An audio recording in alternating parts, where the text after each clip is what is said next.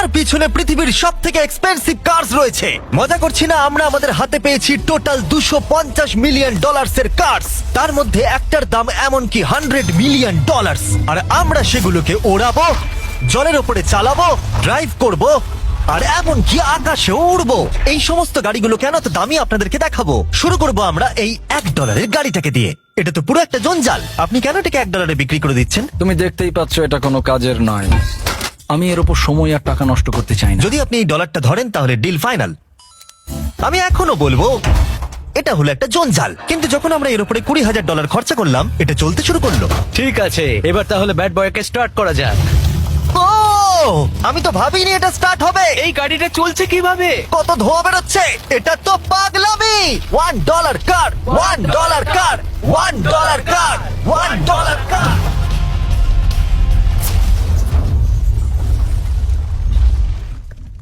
ঠিক আছে, তাহলে এটা হলো $1 কার। ভাগ্যিস আমি ওতে বসেছিলাম না। $100,000 কারটাকে নিয়ে এসো। এটা নিজে নিজেই চলতে পারে। মজা করছি না, এর ভেতরে কিন্তু কেউ নেই, তাও এটা দিব্যি চলছে। দেখা যাক 100 গ্র্যান্ডের গাড়িতে কি আছে। গাড়িটার ভেতরে তো অনেক জায়গা আছে। পৃথিবীতে অল্প কিছু গাড়ি আছে যার ভেতরে আমার বাচ্চারা ধরে যেতে পারে।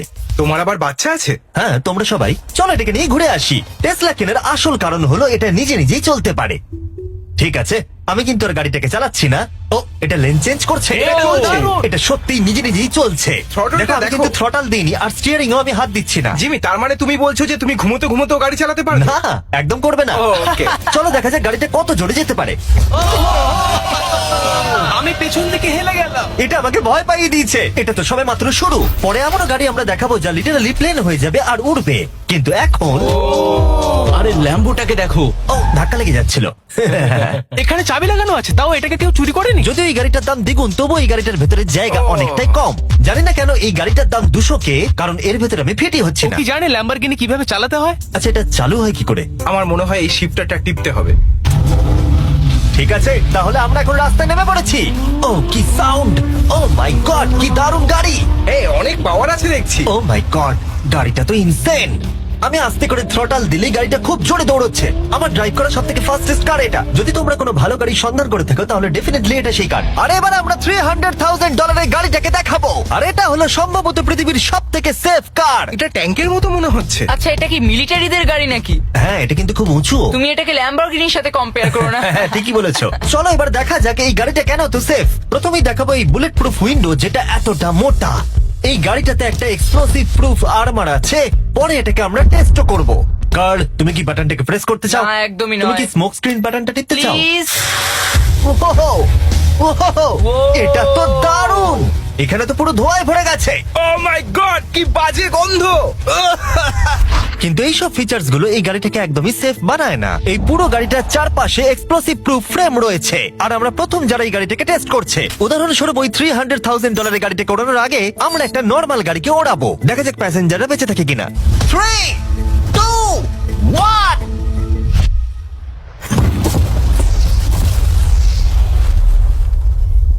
বিস্ফোরণটা এত জোরে হয়েছে যে ভিতরের ম্যানিকুইন গুলো ছিটকে এদিক ওদিকে বেরিয়ে গেছে। উপরের অংশটা উড়ে গেছে। বিস্ফোরণটাকে গাড়িটা সহ্য করতে পারেনি। আর এই গাড়িটাকে ওড়ানোর আগে ভেতরে আমি কয়েকটা ফেস্টিভ্যাল রাখবো, দেখা যাক এটা আমার চকলেটকে রক্ষা করতে পারে কিনা। সবাই বলে এটা এক্সপ্লোসিভ প্রুফ, যদিও এটাকে কখনো টেস্ট করা হয়নি। দেখা যাক ম্যানিকুইন গুলো আর সব থেকে ইম্পর্টেন্ট ফেস্টিভ্যাল গুলো সার্ভাইভ করতে পারে কিনা। 3, 2, 1।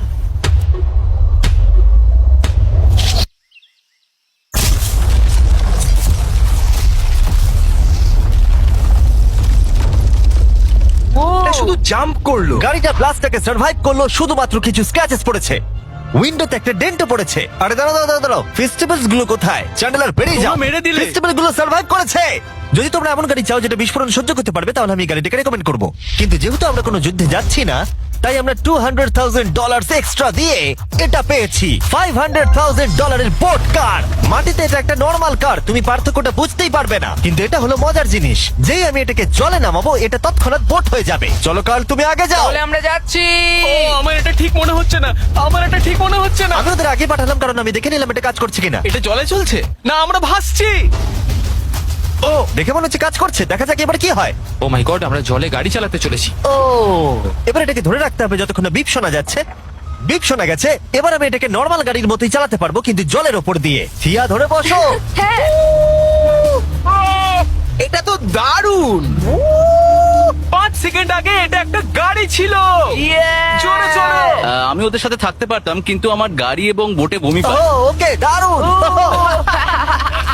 Boom boom boom. ও মাই গড, ঠিক আছে, কর কর কর। ওদের আমাকে এটা ড্রাইভ করতে দেওয়া উচিত হয়নি।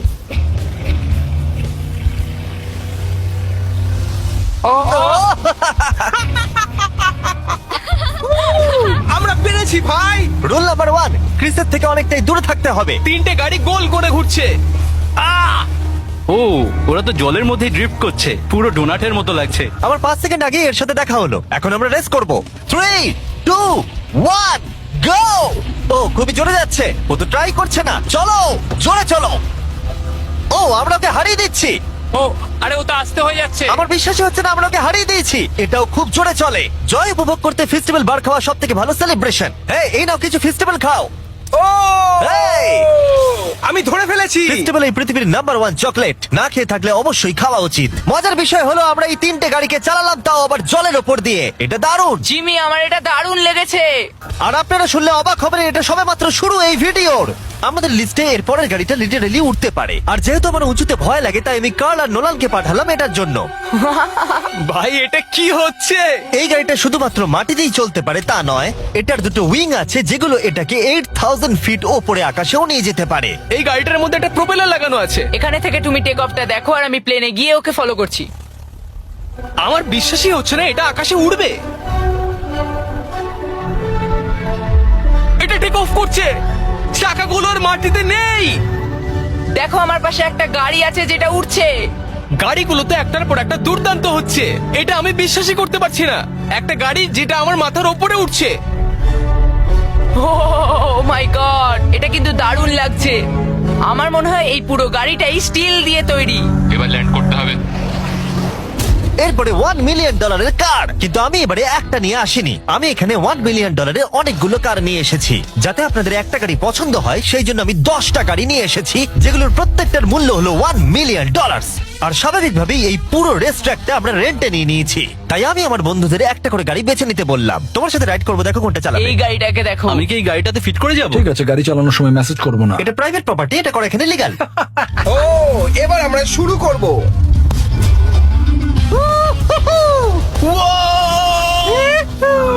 আমরা কখনোই মরবো না।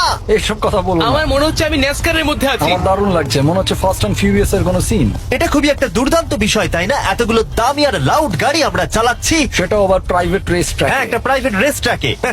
দাঁড়াও, আমি একটা মেসেজ পাঠিয়ে দিই। না, মজা করছিলাম। আমি এটাকে ক্র্যাশ করাবো। প্লিজ করো না। ও মাই গড, আমরা $1 মিলিয়ন গাড়ি নিয়ে ড্রিফট করছি। ওরা যতক্ষণ গাড়িগুলোকে নিয়ে ট্র্যাকের মধ্যে ঘুরছে, আমি আপনাদের পরের গাড়িটাকে দেখাই। এটা হলো $2 million limited edition hydrogen car. মজা করছি না, এই গাড়িটা পুরোপুরি পাওয়ার্ড বাই হাইড্রোজেন। আর অ্যাকচুয়ালি পানীয় জল এটা থেকে ধোঁয়া হিসেবে বার হয়। কিন্তু এই গাড়িটার উপরে এখনো কাজ চলছে, তাই এটা একটা প্রোটোটাইপ। এই প্রথম কোনো গাড়ির ভেতরে ঢুকতে আমাকে এতটা পরিশ্রম করতে হয়েছে। উফ! চলো দেখা যাক এবারে কি করে বন্ধ হয়।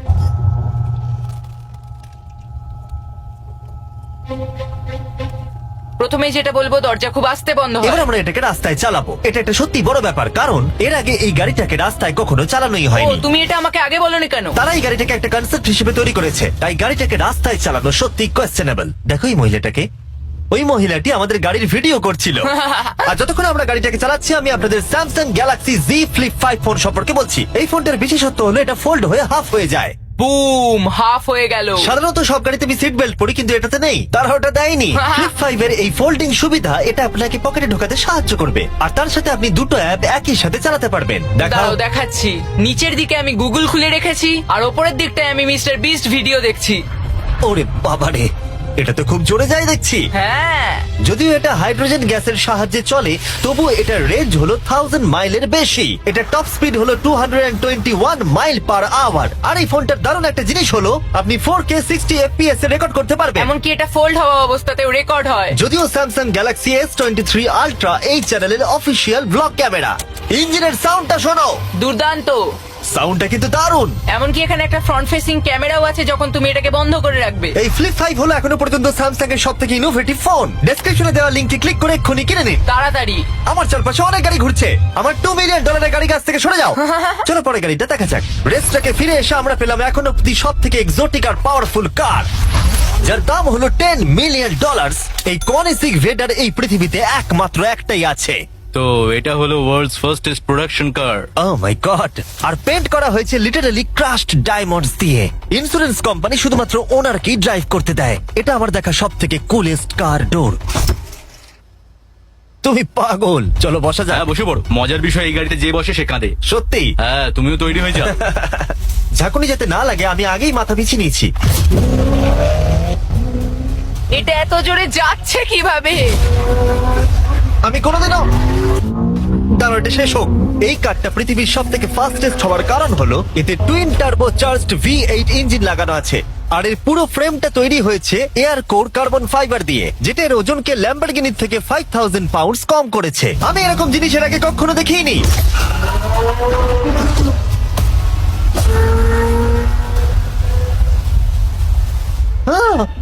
মনে হচ্ছে যেন রোলার কোস্টার রাইড করলাম। আমার হার্টবিট বেড়ে গেছে। কিন্তু এটা দারুণ ছিল। Thank you sir. Thank you. তাহলে চলো যাওয়া যাক জেলিনোর কাছে আর দেখা যাক 20 মিলিয়নের গাড়িটাকে কেমন দেখতে। অলরাইট, জেলিনো হলো দ্য টু নাইট শো এর 20 বছর ধরে রাজা। আর বর্তমানে তার কাছে পৃথিবীর মোস্ট ইমপ্রেসিভ কার কালেকশন রয়েছে, যার মধ্যে রয়েছে এই $20 মিলিয়ন ম্যাকলারেন F1। আচ্ছা, এটা কি শুধু তুমি মারলেই খোলে? এটা হাই চোরেরা করতে চেও না যেন। আচ্ছা, এটা এত দামি কেন হলো? এটা V12 কার্বন ফাইবার। এটা খুবই হালকা আর এর টপ স্পিড হচ্ছে 241 মাইলস পার আওয়ার। এটা এখনো নন টার্বো চার্জড আর নন সুপার চার্জ গাড়ির মধ্যে সব থেকে ফাস্টেস্ট। এসো তোমাদের আরো কিছু দেখাই। ভেতরে 3টে সিট আছে। ওয়াও! এই কারের ওজন হচ্ছে 2300 পাউন্ডস। এখনকার মডার্ন কারদের ওজন মোটামুটি 4000। তুমি অন্য গাড়িগুলোর সঙ্গে নোলানের মাকেও কম্পেয়ার করতে তুমি পারো। একদম ঠিক বলেছো। হ্যাঁ। এমনকি নোলানের মাকে বেঞ্চ মার্ক হিসেবে ইউজ করা যেতে পারে। তোমরা কি একটা রাইডে যাবে? হ্যাঁ অবশ্যই। কিছু করার নেই, চালককে মিডল সিটেই বসতে হবে। এটা কিন্তু না, আনকমফোর্টেবল। অতটাও খারাপ নয়। হ্যাঁ ঠিকই বলেছো, এটা অতটা খারাপ মনে হচ্ছে না, কমফোর্টেবল।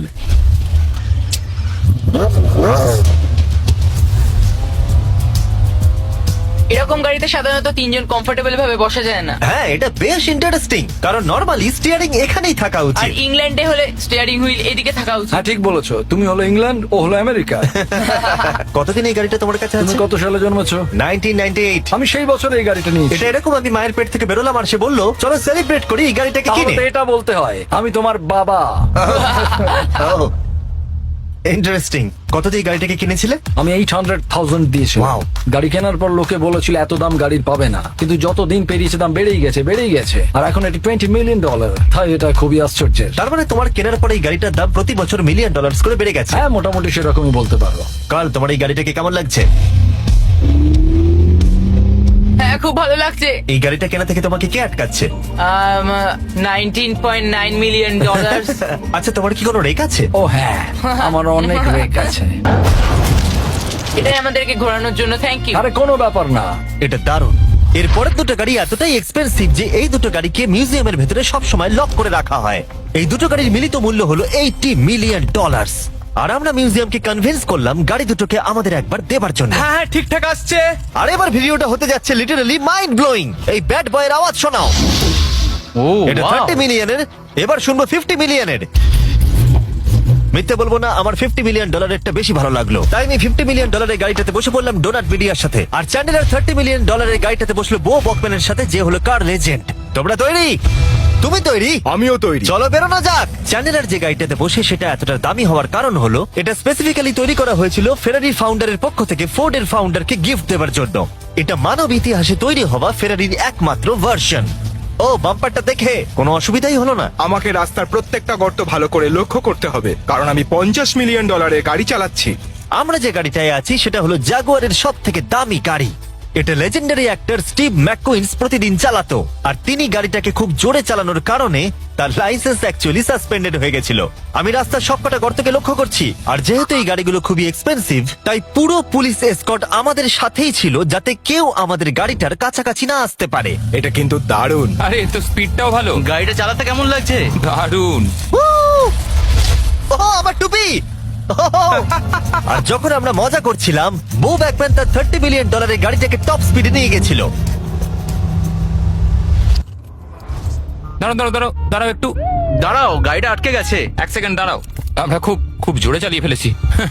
$30 মিলিয়ন গাড়িটা আটকে গেছে। এবার আমরা এগুলোকে ফিরিয়ে দেবো ভেঙে ফেলবার আগে। আর এবার আমরা দেখবো $100 মিলিয়ন ওয়ার্ল্ডস ফার্স্ট ফেরারি। অনেক লোকেই হয়তো এটা ভাবে যে $100 মিলিয়ন গাড়িটাকে ঠিক এই রকম দেখতে, কিন্তু আমরা দেখে অবাক হয়েছিলাম যে এটা হলো $100 মিলিয়ন কার। এই গাড়িটা হলো এতটাই ঐতিহাসিক আর দুর্মূল্য যে মিউজিয়াম এই গোটা পৃথিবীর মধ্যে মাত্র একজনকে এই গাড়িটা চালানোর অনুমতি দিয়েছে। এটা একমাত্র এই ব্রিজটার উপরেই চালানো যেতে পারে। এর জন্য পুলিশরা পুরো রাস্তা বন্ধ করে দেবে, এমনকি স্ট্রিট ক্লিনার্স প্রত্যেকটা গর্ত বোঝাবে এবং রাস্তাটা পরিষ্কার করে দেবে, যাতে গাড়িটার কোনো ক্ষতি হওয়ার সম্ভাবনা না থাকে, কারণ এটা $100 মিলিয়ন কার। এটা ক্রেজি হতে চলেছে।